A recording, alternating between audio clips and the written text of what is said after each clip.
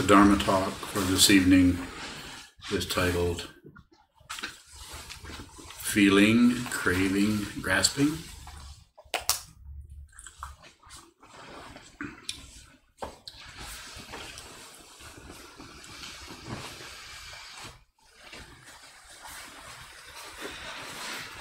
This is the 7th, 8th, and 9th of the 12 Nidanas, or links on the chain of existence. So I thought we would just spend some time on those three. The one just before feeling would be contact, and that contact would come through any one of the sense fields, including the mind. Contact with something that is apparently something else. Contact, touch. As I sometimes say, it's the same nerve ending that feels pain that also feels pleasure or something. There's a lot of difference between a feather and a nail drug across your palm, but it's the same nerve ending that's being affected. And then when that happens, so that first there's the contact and the feeling, positive, negative, neutral, and then there's the grasping, and that might be a grasping to get more of that. Oh, I like that. Or it might be a grasping to get away from that. Let me out of here. And then, or it could be some kind of ignoring, which is a form of grasping, because we're relating it to that by distracting ourselves from it. More subtle. And the ninth one is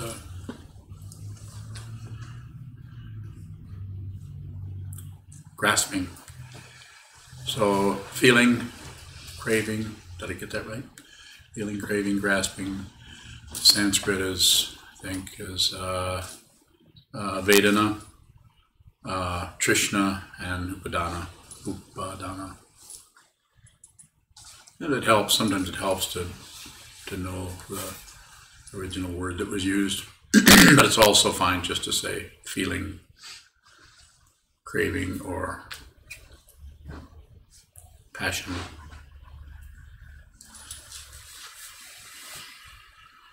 Grasping. You know, some teachings say that you need to bring the awareness right into where the feeling and the craving, you need to go in there and you need to see where that happens. Of course, you need to see everything else in order to be able to see that precise moment when there's feeling and then there's a desire. It looks different to me. It looks more like you have the feeling and you have the desire, but you just don't reach for it. Probably a little bit of each. There's probably some kind of a overlap there that's happening.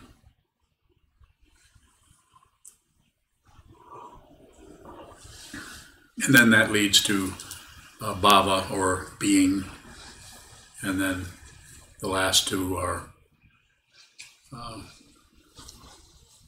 birth, and then sickness, aging, and death. Quite often it's divided up into 3 lifetimes. You can look that up in Jeffrey Hopkins' book. It's all over the place, actually. Meditation on Emptiness, he talks about that quite a bit. Any basic teaching on Buddhism will discuss the 12 links and break it down into lifetimes and overlay other it'll overlay the 10 stages of a bodhisattva, puts that on there and puts, well, let's just say it gets pretty messy with concepts. So we have a feeling about this. We like it, we don't like it, we don't care about it, and all the nuance that's involved in that. And then we instead of doing, as I recommend, don't do anything. Don't do anything unless you really have to. And that way, a whole lot of things that you might want or not want or want to ignore, or not constantly going this way and that way by wanting it, not wanting it, and attaching to it, or the craving brings about grasping. So if you can hold your seat, then you're still doing some craving and some grasping, but it's only the real powerful ones. That way, your awareness isn't completely absorbed into all the little pushes and pulls and that go on in anyone's daily life that cause more spinning.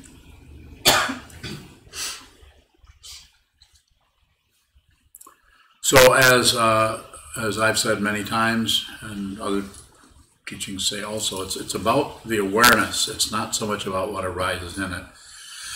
If we go to what arises in it, then we kind of miss the point and we become materialists. We look for results. We look for failure, and we look for who knows what happened. We look for a reference point of something. We need to know, have a reference point. This is how we get this is how we tend to solidify or slow down the obvious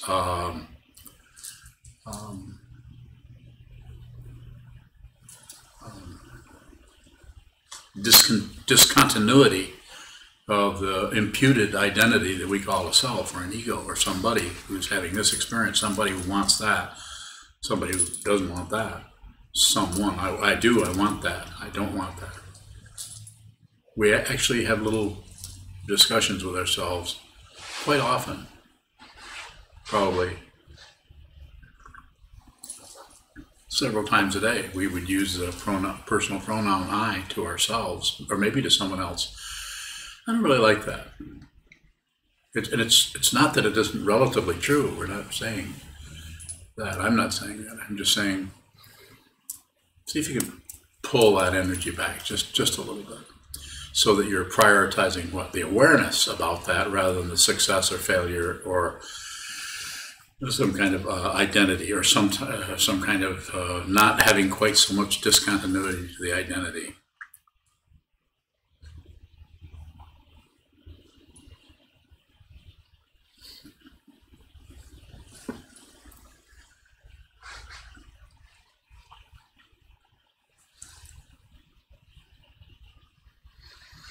I would love to respond to your questions. I'm wondering if you can talk more about the difference between craving and grasping, how craving, when that turns into grasping. So that's a good one, because that's the area that I feel from my experience. Looks like that's the area that you can have the feeling of craving, or I really want that, and have that feeling come up without moving towards it at all. You can have that feeling. You can even have the commentary that might even say, I really want that. And this is a way of talking about it. It might not be something you would say to yourself, but it might be something that if you did say something to yourself, it would be something like, but I'm not going to do that. This is a classical term for this would be renunciation. You have the feeling, and you have the desire, the wish to have more of that feeling, but you're not going to reach for it. If it shows up, you're going to feel it. You're going to enjoy it, perhaps, but you're not going to demand more. So, so it'd be like, let me say a little bit more. So it's like you have something occurs that is very difficult, and you want to get away from it, and one of the ways to get away from it is to explain it to yourself, to blame someone, to blame yourself, to actually leave what is happening and go into some other area, and that's when the craving becomes a grasping, either an acquisition, or a rejection, or turning away or shutting down, or of the three poisons. More? So is the craving more of an internal, an initial reaction, and then the grasping is doing something out of? You could be physically actually doing something, or you could just be doing something in an interior way. You could be grasping by just explaining it to yourself. Well, that's happening because of this. Well, if she hadn't done that, then I wouldn't be feeling this way. So an actual blaming kind of thing would be a subtle form of upadana, grasping. When you were talking about the 3 poisons, if it turns into, we can label it as one of the 3 poisons. Is that when it's turned into grasping? Perhaps.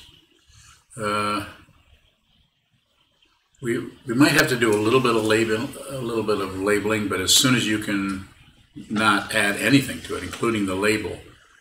Because a lot of times, quite often, the labeling is to try to get some kind of foothold or some kind of get your balance somehow. Whereas you could just not do anything at all. Don't accept, don't reject, don't look away. Question from Mariah down in Texas. Yes, Mariah. Actually, it's 2 parts.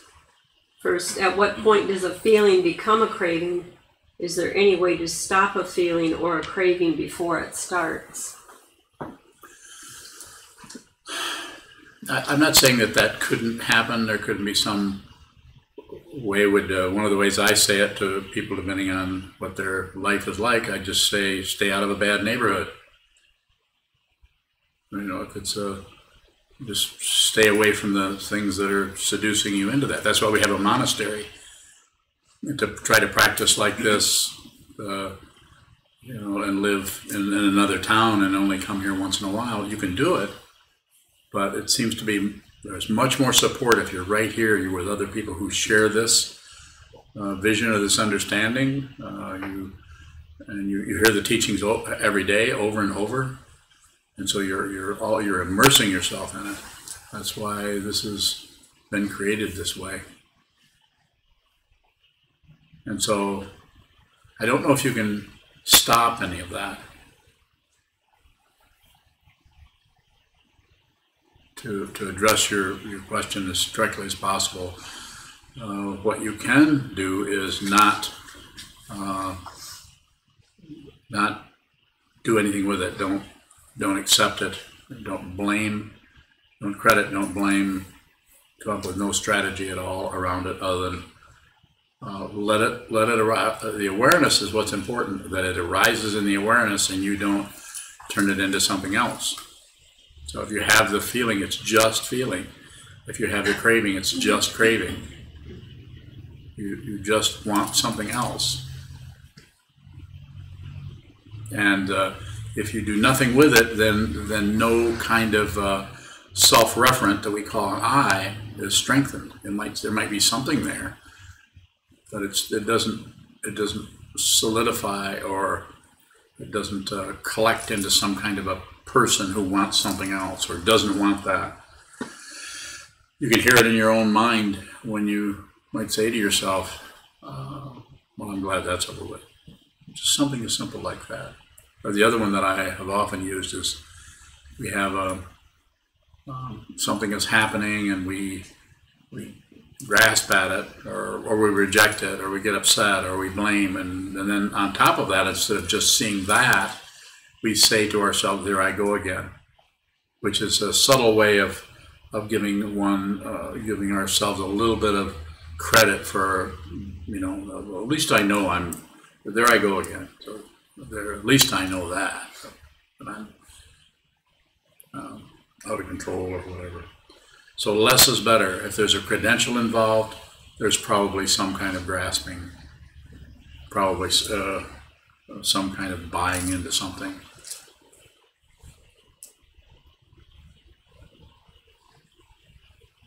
Using your analogy of neighborhoods, Mm-hmm. if you see the bad neighborhood, Mm-hmm. but still want to go in it, or still find yourself going into it, does that mean that we haven't seen it clearly enough? It's a good question. You probably haven't seen the really big picture. I mean, it's very if you really want something, you can't stay out of the bad neighborhood. You probably don't see the big picture, which would be this: you're walking into a burning house. You're walking into something that's going to be painful, and so you're just kind of say, well, this will feel pretty good for a little while, and I just won't think about what it's going to turn into 3 weeks from today or 3 years from today, I guess. So how does karma play into that? And I realize you're using bad neighborhood as kind of a value judgment. Of course it is. How Well, can we say- one of the ways to stay out of a bad neighborhood is don't leave the monastery. Literally. I mean, it's kind of silly, but it's like, stay here and practice. Practice. Train your mind before this body comes apart and goes back into the elements. Train your mind so you see as clearly as you can. And you still are going to have to deal with your own karma, which is extremely complicated. So there's no guarantees of anything. But we have to start somewhere. So, as Pema said, start where you are, which I think probably somebody gave her that title. Yes. Do we have to have gone to that bad neighborhood first to know that it's bad? Probably has to be some kind of experience about that, I would think. Could we be avoiding a situation if we label it as a bad neighborhood without investigating it? I wouldn't worry too much about avoiding. If you're avoiding it, if you're practicing, you'll be aware of what you're doing. It'd be like if someone knows they have difficulty with a particular thing, and when they get around that particular situation, it's difficult. And so stay away. Stay here. Simplify your situation. Train your mind, rather than go in and with the idea that, well, I can probably handle that. You know what I'm talking about. We've discussed it before. I'm pretty well trained. I've been practicing for, what's it been, 7, 8 months now? I think I got this. I've actually had people come in and tell me after they've been meditating for a year or two, say, this is easy for me, I got this. You can imagine what I say. That's exactly what I say. And you can quote me. Well, I would probably say, well, that's great. That's great. I'm glad to hear that. I wouldn't argue with him. It's good to respect people's confusion, even when it masquerades as sanity. Yes. Was itching? Huh? Was itching? You were itching? Well, I can't help you there. So I think you said a few He minutes. said he was itching, in case you were wondering.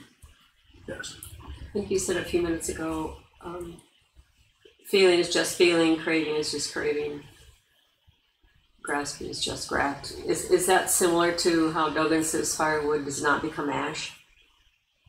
So the one doesn't have to lead to the other. It's just this.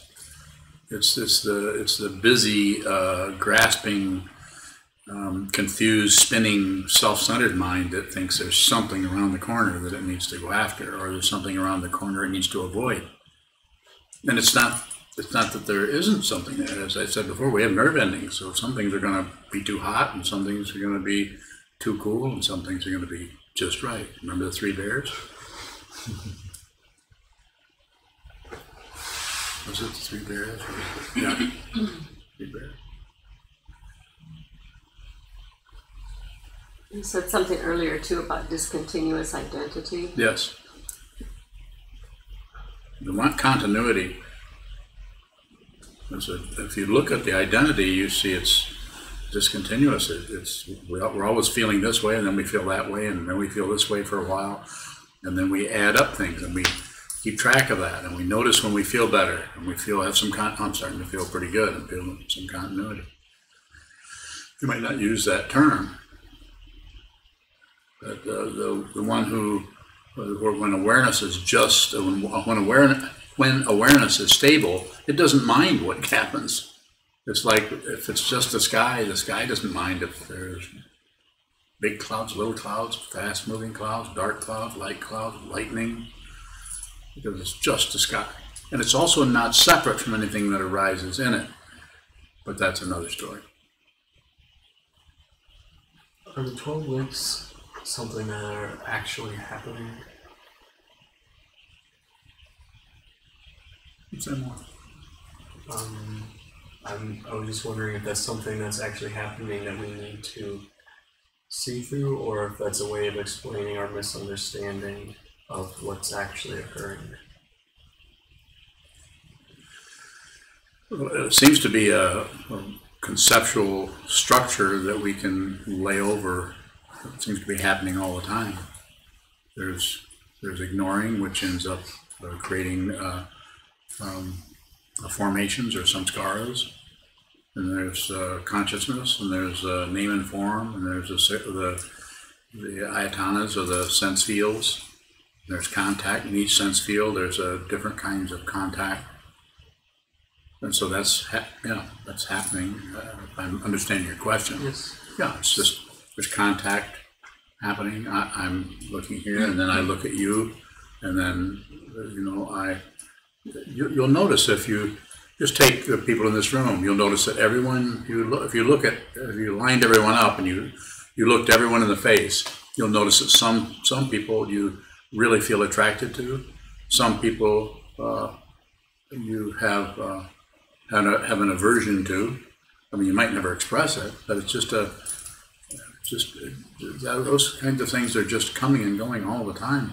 And that aversion, you might not have a description. Well, I never did like blondes, or you're not going to have anything like that. It'll just be something about that. And the less you do with that, the better. So just because you being around a particular person feels negative, please don't add anything onto that. Leave it right where it's at. Let it just feel that way, rather than try to turn it into a story. Well, it must be because 3 lifetimes ago, we were both clowns in a circus, and he took my rubber nose away from me. Sorry, but it's that kind of a and as I say this, it's not that didn't happen. It's not that there wasn't some kind of thing in a past time where there was conflict, but you don't need to really go there. If you do, then that's fine. But you don't really need to do this. You have everything you need, as far as I understand, to realize what this is. Just this body, this mind, this moment, that wall. Go ahead. This wheel seems to occur very spontaneously, and I'm just wondering what needs to happen so that ceases to be a continuity or a continuous cycle. What needs to happen there? Well, that's kind of that's why I picked out those 3, is we have a feeling. We don't want to get rid of the feelings. We're alive. We have nerve endings. So we have a feeling that comes up, and then some of the feelings we like, some of the feelings we don't like, and some we're indifferent to.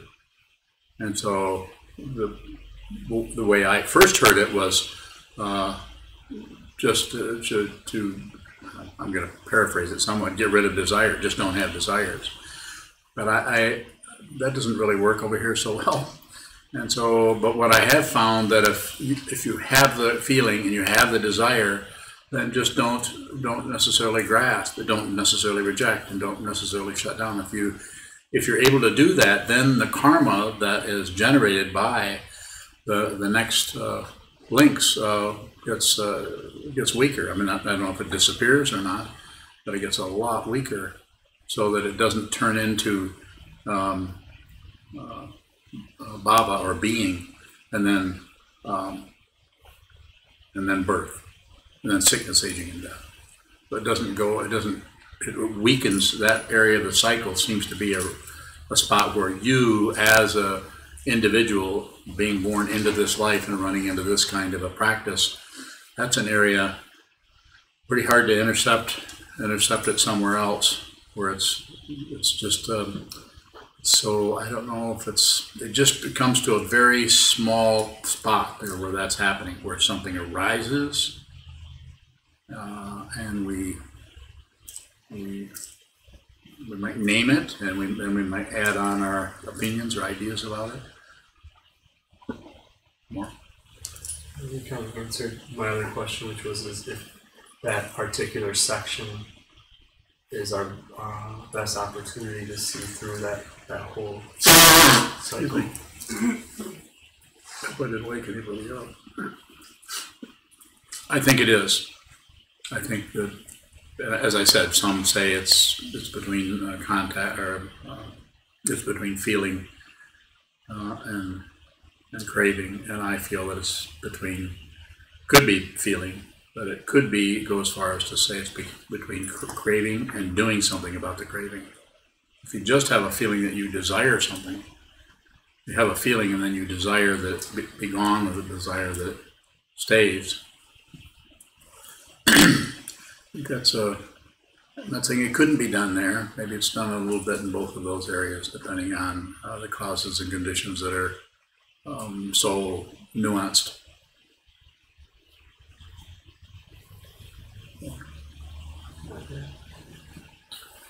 From Amber in Muskegon. She asks, are the links in the chain of existence the same causal links mentioned in the Heart Sutra?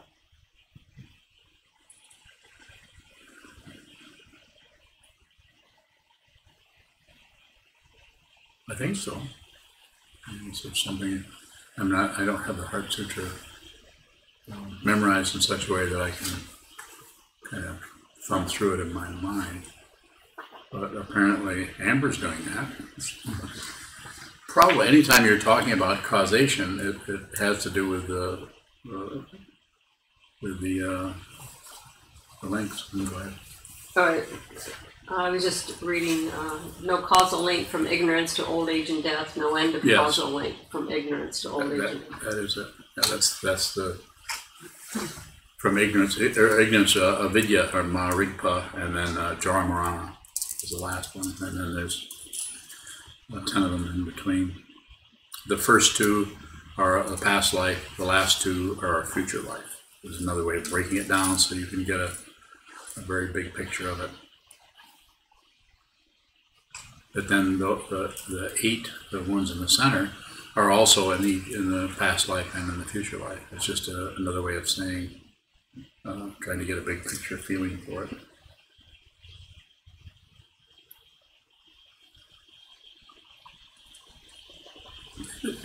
Can we crave a motive without grasping? Crave a motive? Yes. Say anger comes up and I'm looking for a motive, but then I don't. That's not as soon as you start to look, because anger is enough. Anger is the first thought. The first thing that happens is it. There isn't anything else but that. If you think there's something else from that, then we start the wheel turning.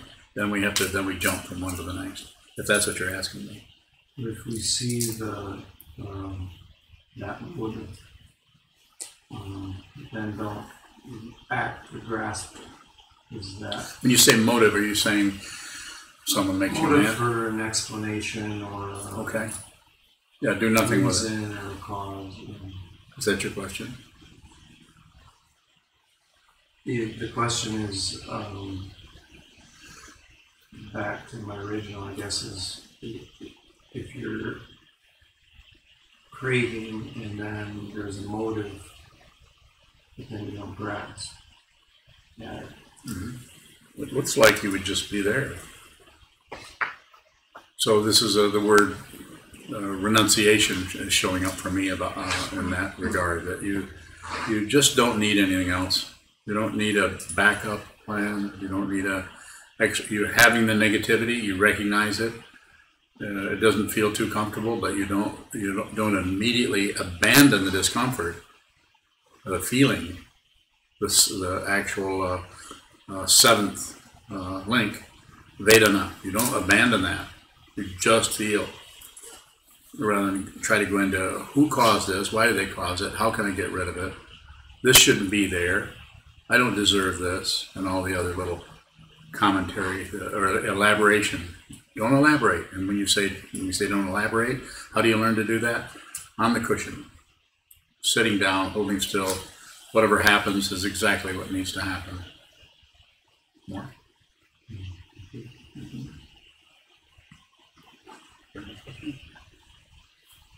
Earlier you said when awareness is stable, it doesn't matter what occurs in it. What is stable awareness? It's not stable. It's like a sky.